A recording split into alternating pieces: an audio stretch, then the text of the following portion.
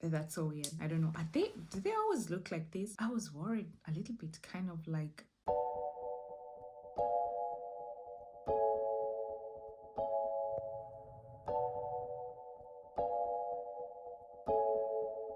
Hey guys, welcome to my very first vlog this year.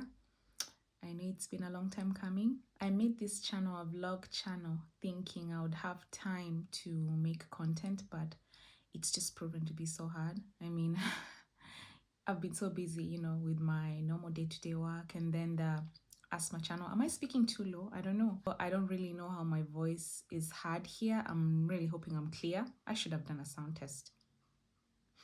Anyway, I'll try to speak a little louder. Just decided to come up here and just, give you guys an update on just what I was thinking, where my mind is at, and, I hope you enjoy this vlog. Today, I'm going to be folding some baby clothes that I bought from Zara, H&M, and a few other shops here in the Czech Republic. That's where we live. Gosh, guys, you have to excuse me. It's so hot. I don't know if you guys are gonna hear me with the fan on, but I'm literally melting. Few moments later. So I have to say that I'm not pregnant yet. I know it's really weird, someone, buying clothes before they get pregnant. My therapist was actually asking me the other day, why are you buying clothes when you're not pregnant yet? What if you get a girl? Because I'm buying boy clothes. Then I told her, in my mind, I think a girl can wear boys' clothes. I mean, until the age they're cognitive to know these are boys' clothes and these are girls' clothes. But you can't dress your baby boy in girl clothes, like cute dresses, the tutu types. So yeah, I guess that makes sense in my head. So currently I'm just buying boy clothes, and if I'm to get pregnant, God willing, and get a girl, I'll just dress her up in the boy clothes. They're not really boy clothes, they're like unisex clothes. So let's get started. So guys, I have to say that I've been collecting these clothes for close to 3 years now. Yeah, I know I'm a little bit obsessive, but this is how it started. My sister got pregnant in 2018 and she gave birth in 2019. So I told her, I'll buy for you, start buying for you end of 2018 some baby clothes, and then in 2019 I'll be bringing them to you. So I wasn't able to go in 2019. Then I told her after she had given birth, the baby clothes will still fit. So, because I had collected a whole lot of them, those still fit. So I'll be bringing them in 2020. And then the COVID happened in 2020. Actually, I was supposed to leave in April 2020. So the COVID happened and I couldn't go. Shortly after that, my sister died and I wasn't able to take the clothes for her. And then, with the whole COVID thing, actually, she died when the COVID was like in full force. So I wasn't able to take her the baby clothes anyway, up until 2021. And by that time, the baby was so old. So, I mean, like a year and a half old. Anyway, yeah, so I decided to keep the baby clothes, at least the, 1 month to 2 months, 3 months to 6 months clothes. And yeah, how cute is that? Yeah, so keeping them, I thought, I'll keep them for my own child when I have one. So it's not a total loss. The bigger clothes I had bought, obviously, I gave them to the daughter, even though she was, by the time I gave her the clothes in the summer of 2021, she was already quite old. But yeah, the small ones, like the, how do you call them, toddlers, here we call them miminka, like very young baby. The smallest sizes, I decided to keep them with me. And lately I've been adding a whole lot of baby clothes. So usually when I get these clothes, I just put them in a big bag. I have a big bag down there and I remove the tags first, put them in the big bag, and I don't pay them any attention. But today I thought, it's been a long time since I did a vlog for that channel. We only have one video on there, the one that my husband was doing a skin routine on me. So I thought, why not, come and talk to you guys a little bit about life. Anyway, I also decided to make this video today because a lot of you guys who watch us on the asthma couple kept on asking us guys to make a vlog, but guys, it's just so hard to vlog with my husband. I mean, I don't know how couples do it. We don't really fight, but we disagree a lot on how we want the video to, to be like. I don't really know how couples out there do it, because usually you'll be like, okay, let me say this, and I'm like, don't say that, and you'd be like, let me say this, and I'll be like, that doesn't sound so good, don't say that. How do you think people would think when you say that? So we end up disagreeing and we end up not shooting. So anyway, he has his own vlog channel. In case you're interested, I'm gonna link it in the description of this video. So if you watch our Ask for Couple channel, you know that I went to Kenya alone without my husband. I spent a lot of time with my family, my auntie who raised me. We actually went to the coast of Kenya, Mombasa. The weather is really nice out there. Oh, I forgot to check the size of this. This is 9 to 12 months, and this is, made a mess of that, 3 to 4 years. How can a 4-year-old wear that? It seems like it's so small. I do not know the first thing about kids, so I guess as many people are telling me, you just learn as you go. I hate being unprepared. I don't know why. I guess it's just, how I was raised. I keep telling my husband that I feel like 90s babies. Our moms, our parents didn't really know what they were doing with us. Because I meet a lot of 90s kids and they're like, I have the craziest story. I have, my mom this and this, my dad this and that. And I'm like, oh gosh, my story is very similar. So yeah, I meet a lot of people with similar stories as mine, and I come to the conclusion that the 90s parents, most of them had no clue what they were doing in raising us, or bringing us to this earth. Anyway, I guess that's just part of the reasons why I'm trying to be as prepared as possible. Lately, I don't know, I've just been feeling so much like, a lot of my friends, since the COVID started, they decided to just have babies. And at some point, I just had to go off Instagram because I felt like it was just too much pressure with seeing all my friends and all my acquaintances and people I know from friends of my friends, all of them having kids, even people who haven't been married as long as I have. We celebrated our 7th anniversary 2 months ago, and I just feel like it's such a long time. Honestly, at some point I was feeling, well, that was last year, I was feeling like I'm wasting time maybe, with my life. And, in the beginning of this year, I decided to start therapy because I was feeling more like, most of the people I know are having kids, and maybe by the time I feel that I'm ready, it will be too late.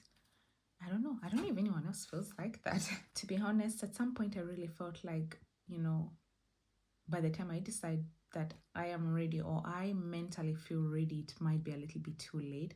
And those thoughts are really tormenting my mind. And also, I was worried more as a content creator because I felt like, oh my God, what if I decide to have a baby and I take a time off, creating content, and then when I come back, I'm not able to adjust well, or how will it be? I don't know if any other content creators feel this, but for me, honestly, it feels like such a huge responsibility.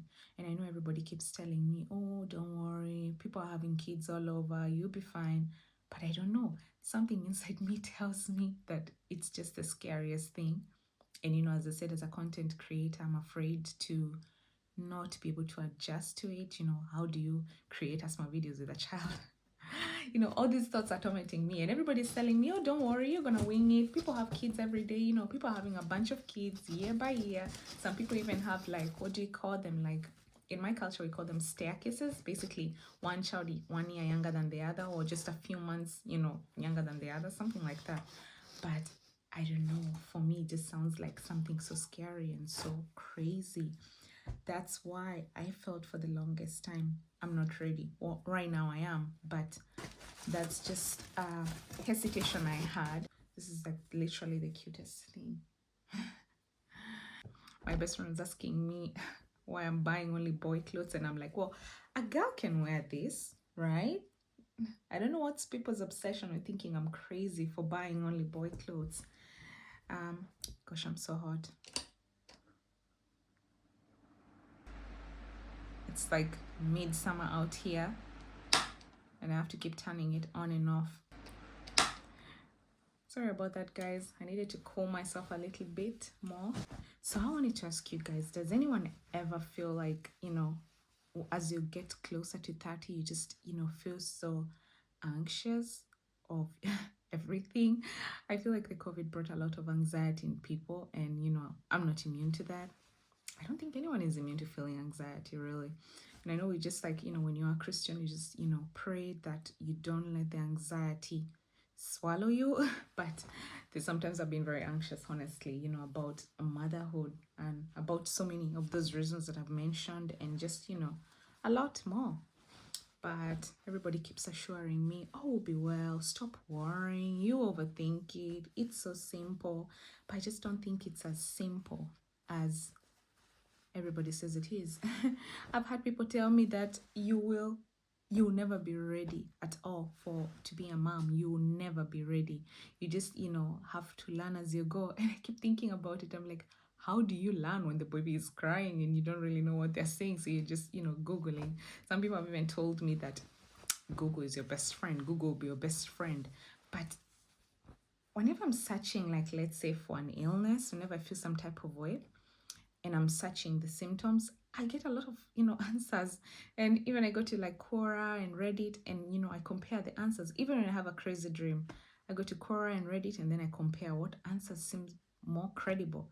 I just don't know if you can experiment like that, with a child crying. Like, what answer is more credible to what exactly is happening here? Why is she crying, or why is he crying? I don't know. Is that like a thing? It's not like you can have, a doctor on, what do they call it, on speed dial, like, oh doctor, she is crying or she's crying, what am I supposed to do? So yeah, there's a lot of anxiety that comes with, age in general. I don't know if anyone else feels that, but I do feel that a lot. You feel like it's just a few years for me to get to 30, and I'm not a mommy yet, and I feel so, like I put so much pressure on myself. And I know a few of you guys might comment and say, oh, don't be too hard on yourself. But this is the thing. This is not something you can tell yourself, oh, heart, stop worrying. Oh, heart, stop being anxious. It just comes naturally, and you find yourself thinking about these things. Oh, I forgot to show you guys. This is a breastfeeding top I got. I don't know if that's my makeup or it's that. But it's so weird because here in this country, they have the weirdest. I don't know if this is how they look always, but what's up with this? What's up with that? And this is not the only thing. There's some bras I got too from a different shop. And yeah, this is Reserved and this is H&M. And they also have that thing. Like, I didn't understand this. Like, what is that? I feel like this is just not so user friendly. This could literally just, break after a few times of doing this. How many times in a day do you breastfeed a child for you to do this? Like, this feels like it's just not, the easiest thing to operate all the time. Keep on snapping it. That's so weird. I don't know. Do they always look like this? Maybe I'm just not informed on this, but that's so weird. And also, this I know is huge. This is not my size. This is XL. I'm usually a size M on this. I don't know if I should call it a. The material feels more like a sports bra material. So I got an XL because I bought first an L and it was too snug. So I thought basically when you're pregnant or when you're breastfeeding, you gain some weight. Before you lose all that weight, you will need clothes that fit you. And L was just not it. Did I mention to you guys that I started therapy this year? I did, because I felt like I would really benefit from, just talking to someone. It's something that's really seen, well, at least where I come from, as, oh, that's just, it's so crazy, people. If you see a therapist, actually, I remember I was a little bit afraid to tell my best friend that I was going for therapy. So I didn't tell her until I was like 3 months into it, because I was wondering in my head, what is she gonna think? That maybe I'm crazy? Because where I come from, people go to therapy or they see like a therapist or like a psychologist or, that kind of, a doctor when you're crazy. I also remember when I was getting into therapy, I contacted the company and then they told me, we'll find someone to suit you, give us your, fill in a document, with who you'd like, what kind of a person, what you want to talk about, and then we'll find a therapist suitable for you. the very first question they asked me is like, do you have how's your mental health, or do you have mental health issues, or are you mentally something?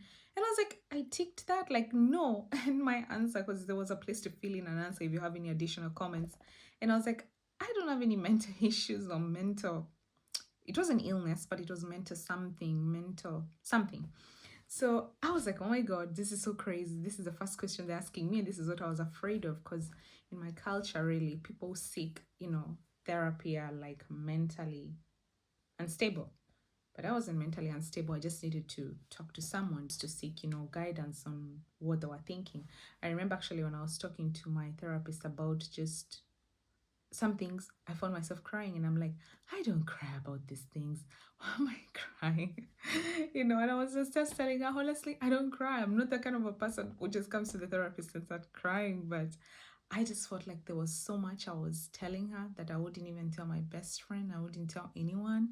And things I didn't really know would hurt me as much as were hurting me, speaking them loud. So all in all, therapy was good for me. It's good for me. I'm still attending. I'm still going. Much less now, with a trip to Kenya. And, I am hoping that probably sometime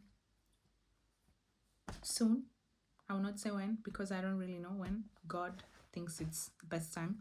But soon, I will be, expecting, God willing, as I keep saying. But yeah, therapy is so stigmatized where I come from. I don't know if anyone else has these fears. My biggest fear, honestly, is what kind of a mom I will be. Do any people who prepare themselves to be moms fear this? I don't know. Does anyone else ever feel this? I discuss with my best friend about this all the time, but she's the kind of a person who's like, well, we'll just do our best. We'll do our best. But does anyone out there ever feel like maybe my best might not be the correct thing, might not be the best way? I fear that a lot, because for God's sake, because I felt like my mom probably thought she was doing her best, even though we personally felt like she failed on so many levels as a mother, and to her that was the best. I don't know, maybe I'm just and I'm not usually this person who's like, I demand the utmost best, but I really need to cut these threads. But I don't know, I really don't like them hanging like this, because I feel like I'll forget them, later on. So I'll probably keep this aside and this, then I'll cut them. I'll go get the scissors and I'll cut them much later. So yeah, as I was saying, I felt like my mom, she thought she was doing the best, but the best was, really not that good. So that's just one of the hugest fears I have. Like, what exactly do you teach a kid? Just the other day, my husband and I were talking about how kids are like sponges. They just take everything around them. He was so fascinated by my nieces. My cousin has 2 kids. The eldest is like 3 years old, and the other one is just turning 1, I guess. She turned 1 already. Her mom took the youngest and like put her on the back, did this, and then put her on the back, like tied her with we call them lassos. And then and then Jasmine, my 3-year-old niece, she just took her doll, did this, and then tried to put her on the back and told them, Mom, come and tie me with a lasso too, so that I can put my baby on my back. And my husband was so fascinated. He was like, wow, I didn't know kids like absorb everything around them. They just copy. They copy everything they see. And that scares me. That scares me. Like, just kids copy everything you say. You say a bad word, they copy that. Whatever you do, they copy that. And I mean, I cannot say that I'm morally not upright, but I can say my morals are pretty much okay. But still, you wonder what your kids pick from you, or pick from the surrounding, or pick from movies that you're watching. I personally love watching crime series, and I love watching crime series, and I fear that they will, they will take that. Yeah, so that's really like one of my biggest fears. Like, what will my kids learn from me? What will I teach them? What do I have to teach them? What do they expect me to teach them? And my husband always says, everything. Whenever I ask him this, because we have a lot of talks, on children and what we expect. about these things. We can literally lay in the bed at night, we switch off the lights, and we just talk for hours, like from like 7 until like midnight. We're just talking about different things, looking into the space there, you know, the darkness. But this is so big. I guess this was for 2 to 3 years. Are you kidding me? There was one other cloth that was 2 to 3 years and it was like really short.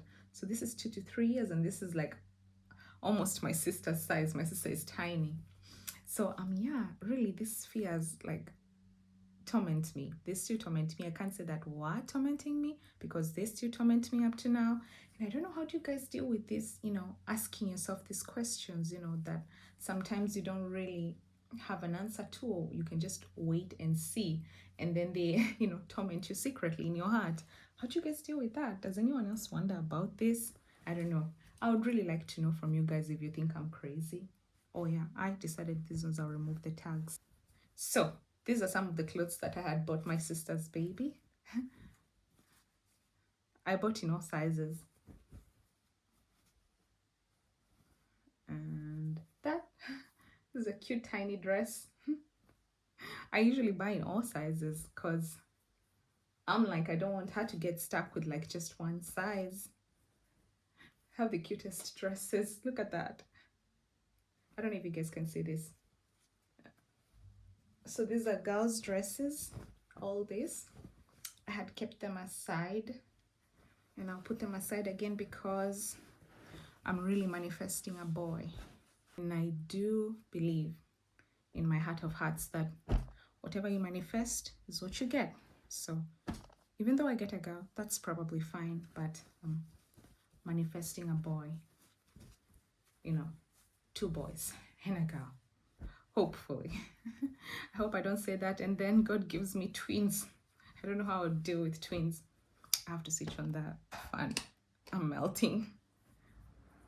I don't know if you guys can still hear me with the fan on. It is way too hot. And we live on the 7th floor, so I feel like somehow the heat is trapped up here. It doesn't get as hot down there on the floors under us as it is here. Oh, this was a cute set. I think this is a night.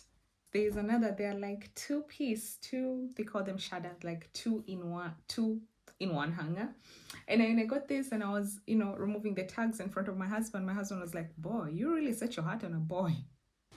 I have like some heavy sweaters for winter.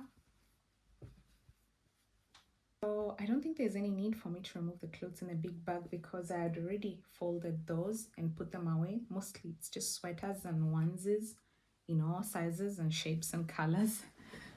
I guess those I can deal with them, you know, when I get the chest of drawers that I want to put right there. But yeah, this is so cute. Oh, this is so cute. And the winter sweater is cute too. It's quite heavy. So I guess that is it for today. Let me just check what's in here.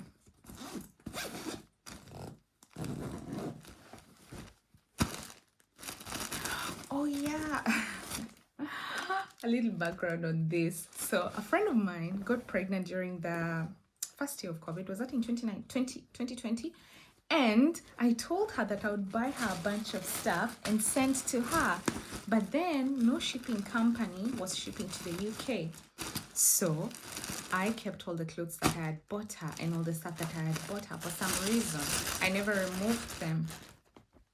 Though these leggings are mine. I don't know how they are here. These leggings are mine, but all this is just the stuff that I had bought her. And I had bought this bag to ship them in there, but these are mine. Some pregnancy leggings I bought from H&M. I guess I just put them in there because the big bag was full. I also got a bunch of Pampers. Literally, I was in Lidl and I saw they were selling Pampers like 2 and then you get 1 free. And I bought like 2 sets and then I got 2 free. So I have like 6 packs of Pampers. Yeah, I haven't shown my husband that. He would think I've lost it. How cute is this? You know, actually, it's cute that I'm looking at all this because I thought I didn't have any winter hats. And apparently I have this and one that I bought and some socks. I definitely need to buy some more socks. and probably some more hearts. I don't really think there's any problem with, being prepared for something that's inevitable, because I know some of y'all's comments might be, oh, it's too early, oh, you're probably jinxing yourself. And as I said, it's just something in my mind with my upbringing that makes me want to be early. Those are issues I'm dealing with my therapist. Anyway, guys, thanks for joining me today. Thanks for indulging me.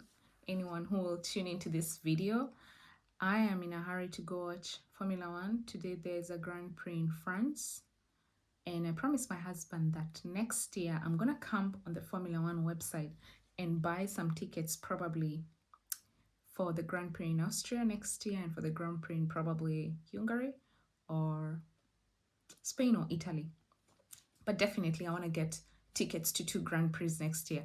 This year we were so late to buy them. I literally was asking a friend of mine in Azerbaijan, do you think I can get some tickets? And he was like, oh, it's too late right now. You wouldn't get them. And that was 2 months before the race in Azerbaijan. So I guess now I'm just going to be there in the beginning, like from January 10th. I told my husband I'll be there because usually I hear they start selling them January 14th to 19th and they sell out quick. It's so crazy. Yeah, there's a bunch of us fanatics out there. So thanks guys for tuning in. Hope you like this video. Let me know what other videos you'd like to see me do. Thanks for tuning in today. Bye.